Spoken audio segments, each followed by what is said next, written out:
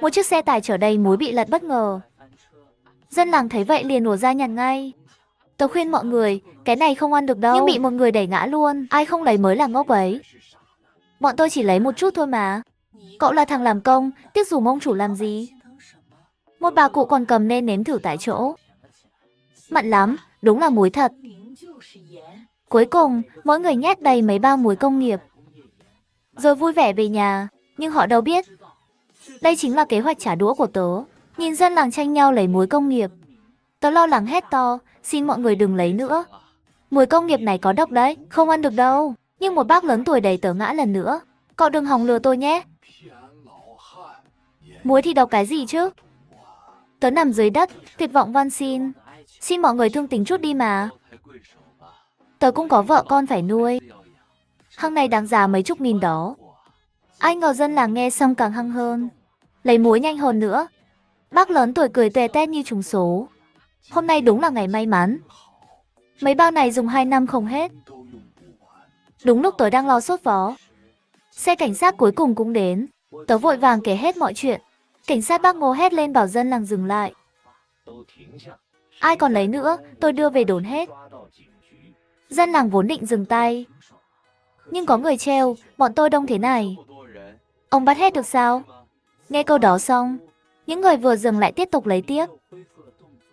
Thậm chí còn lấy hăng hơn trước, có người còn gọi điện. Bảo người nhà lái xe máy cày đến chở. Thấy cảnh tượng mất kiểm soát, bác Ngô tức đến xì khói. Bác ấy túm ngay bác lớn tuổi dẫn đầu. Bảo ông bỏ bao muối xuống, nhưng ông ấy làm như không nghe thấy. Vẫn cố vác bao muối đi tiếp. Bác Ngô bực mình, ông nghi lấy đồ của người khác là đúng hả? Ai không lấy mới là ngốc ấy.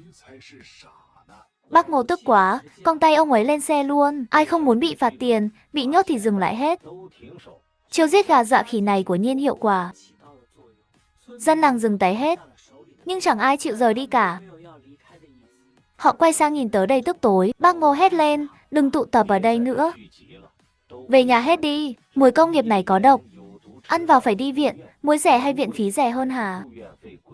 Nhưng dân làng vẫn chẳng thèm quan tâm. Cứ đường canh đấu muối không chịu đi. Một bà cụ còn bắt đầu than vãn. Cảnh sát bắt nạt dân rồi. Dân nghèo bọn tôi sống dễ dàng gì đâu. Chút muối mà cũng không cho bọn tôi lấy. Họ chắc chắn nhận tiền của thằng tài xế này rồi. Tôi về đây. Chẳng biết còn bị trả đũa thế nào nữa. Mấy người khác thấy vậy, cũng giả vờ khóc lóc theo.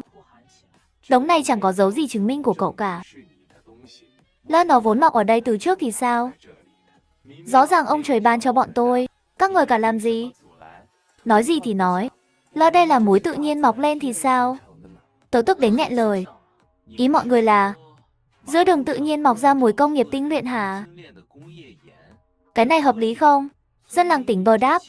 Đúng mà. Có gì mà không được chứ? Một cô còn chỉ vào tớ mắng. Cậu dựa vào đâu bảo bọn tôi lấy trộm? Bọn tôi chỉ giúp cậu thu gom muối thôi. Làm vậy sai chỗ nào? Mấy người khác cũng hùa theo. Đúng thế. Bọn tôi chỉ giúp thôi mà. Sao cậu vu oan người tốt vậy? Cậu nghĩ bọn tôi là dân quê thì dễ bắt nạt hả? Tôi thấy dù bọn tôi làm gì, thằng này cũng nói xấu thôi. Chi bằng mang hết về nhà luôn. Thế là dân làng lại lao vào lấy tiếp. Còn hăng hơn cả lúc trước nữa. Bác Ngô biết không mạnh tay là không xong. Bắt đầu túm người luôn. Dân làng thấy không mang đi được, liền đổ muối xuống đất luôn. Còn dậm chân bừa lên mấy cái, trông cứ như kiểu không lấy được. Thi tha phá hủy còn hơn trả lại. Cuối cùng họ bỏ chạy tán loạn, để lại một đống hỗn độn. Tớ ngẩn ngơ nhìn chiếc xe lật và đống muối bẩn. Chẳng biết làm sao ăn nói với ông chủ đây. Cảnh sát tiểu lý cũng tức lắm. Đáng ghét, muối này lẫn tạp chất nhiều quá. Chẳng dùng được nữa. Bác Ngô ra hiệu cậu ấy im lặng, rồi lấy một túi đen trên xe đưa cho tớ. Chàng trai, cuộc sống vẫn phải tiếp tục mà. Tớ nhìn túi đầy tiền bên trong, vội từ chối ngay. Bác Ngô, cháu không nhận tiền này được đâu. Bác cũng có gia đình mà. Thời buổi này khó khăn, ai cũng khổ hết. Chính vì bác có gia đình nên bác hiểu. Cháu cứ nhận đi. Tớ không kìm được, bật khóc. Bác Ngô, sau này cần gì cháu, cứ gọi cháu nhé. Đàn ông con trai khóc gì chứ? Bác dẫn cháu vào làng lấy lại đống hàng đây. Để họ ăn thật thì mới là chuyện lớn. Nói xong, bác Ngô gọi Tiểu Lý đi tìm chủ bí thư làng. Nhưng chủ bí thư khó xử lắm, làng này không động vào được đâu. Các anh không biết chứ, cả làng này đều cùng một họ đấy. Tiểu Lý nghe vậy nóng mặt, giờ là xã hội pháp luật, sao lại không động được? Bác Ngô cũng cảnh báo chú bí thư, chú Lưu, mối công nghiệp này mà ăn vào, làng chú ít nhất gặp chuyện lớn đấy. Chú nói xem, giờ làm ầm lên tốt hơn, hay đợi có chuyện rồi bị trách mắng tốt hơn? Chú Lưu nghe đến chuyện chịu trách nhiệm, đành miễn cưỡng dẫn bọn tớ vào làng họ Lưu. Chú Lưu dẫn bọn tớ đến nhà cô Vương ở đầu làng trước. Cô Vương chính là người bảo giúp tớ thu muối đấy. Thấy tớ đến, cô ấy đổi sắc mặt ngay. Mấy người đến làm gì? Định lấy đồ của dân hả? Nói xong, cô ấy nằm lăn ra đất hét to. Bà con ơi, ra xem này. Thằng tài xế dẫn cảnh sát đến gây rối nhà mình rồi. Xung quanh lập tức đông người, ai cũng tức tối. Thằng tài xế này keo kiệt thật. Chút đồ vậy cũng đòi vào làng lấy lại. Chú Lưu cũng đến nữa hả? Không biết thằng này đưa cái gì mà nhiều người giúp vậy. Hừ, đã đến đây rồi thì đừng hòng để nó rời khỏi làng này. Thấy dân làng sắp gây chuyện, đột nhiên từ xa vang lên tiếng còi cảnh sát. Hóa ra bác Ngô đã gọi thêm người hỗ trợ. Dân làng đánh bất mãn, buông mấy thứ trên tay xuống, để cảnh sát vào nhà. Cô Vương thấy vậy, vội bảo con trai chạy nhanh đi báo từng nhà, nói cảnh sát để lấy muối của mình rồi. Bảo họ giấu hết đi nhé. Nhớ để lại ít ít ngoài sân cho qua chuyện. Thằng bé không dám chậm trễ, chạy biến đi ngay lập tức. Còn cô Vương thì cố tình gây rối để kéo dài thời gian, lại la hét đòi tớ đưa tiền. Kéo áo tớ giật giật, tớ lảo đảo, ngã nhào xuống đất luôn. Cô Vương hoảng hồn. Tao biết ngay mày chẳng tốt lành gì. Giờ nằm đây định lừa tiền tao nữa hả? Bác Ngô hết cách, đành sai người dẫn cô Vương đi. Nhưng lúc này con trai cô ấy đã báo tin xong xuôi. Cảnh sát lục soát nhà dân chỉ thấy vài gói muối nhỏ. Tổng cộng chẳng được ngày mồng 1 tháng 3 số bị mất. Bác Ngô đành nhờ chủ Lưu tổ chức họp làng, phổ biến nguy cơ của muối công nghiệp. Muối công nghiệp chứa nhiều tạp chất, gây hại lớn cho cơ thể.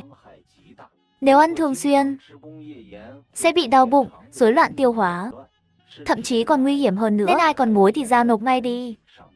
Nhưng dân làng chỉ ngáp hoài, chẳng buồn nghe gì hết. Cô Vương thì nhanh trí, bảo con trai lên mạng tra xem có đúng vậy không. Thằng bé mở bá đu lên, muối công nghiệp gây hại lớn cho cơ thể thật. Không phải cứ ăn ít mỗi lần thì sẽ không hại cơ thể đâu. Thằng bé quay sang nói với cô Vương, cô ơi, ăn ít mỗi lần thì không sao đâu mà. Biết ngay đám này bị thằng tài xế thuê lừa mình mà. Nó liền kể chuyện này cho dân làng khác nghe. Thế là chẳng ai chịu muối nữa. Còn ở một bên khác, mấy người bị bắt đang được nói chuyện phải trái. Đó là hàng của tài xế. Các anh không có quyền giữ làng của riêng. Nhưng mấy người đó bực bội lắm. Anh Lưu Đại Hồ còn hỏi thẳng, đừng nói chuyện vô ích. Bọn tôi bao giờ mới được thả đây? Hả? Cái gì mà vô ích? Chuyện này trên rất coi trọng. Các anh không chỉ phải trả lại muối, mỗi người còn phải bồi thường 1.100 nữa. Nghe đến chuyện phải bồi thường, mấy người đó hoảng lên ngay. Anh Lưu Đại Hổ liền kể chuyện này cho vợ mình khi chị ấy mang cơm đến, nhưng chị vợ lại cười khẩy.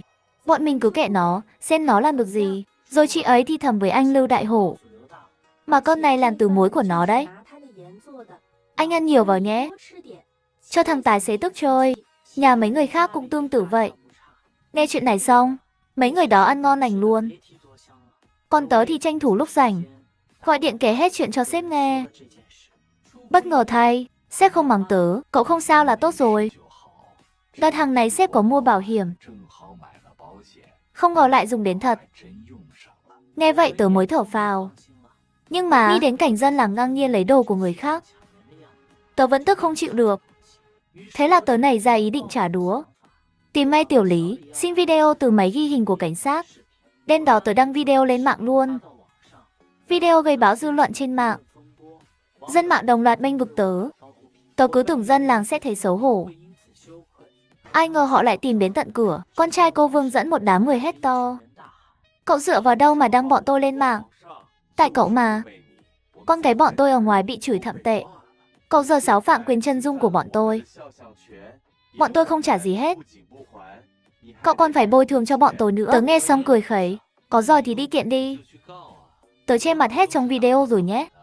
Con trai cô Vương tức quá lao tới, nhưng bị tớ cầm cây lau nhà đẩy ngã. Tớ vừa vỗ nhẹ vào mông nó vừa hét, các người thích động tay đúng không? Đứng dậy đấu với tớ đi nào. Mấy người khác định xông lên, nhưng bị tớ cầm cây lau nhà quật ngã luôn. Lúc này con trai cô Vương sợ phát khiếp. Đừng đánh nữa, cậu không phải chỉ muốn muối thôi sao? Bọn tôi về lấy cho cậu đây. Đúng lúc đó bác Ngô dẫn người đến. Nó định đứng dậy mách tội tớ, nhưng đi được 2 bước thì ói mửa túi bụi.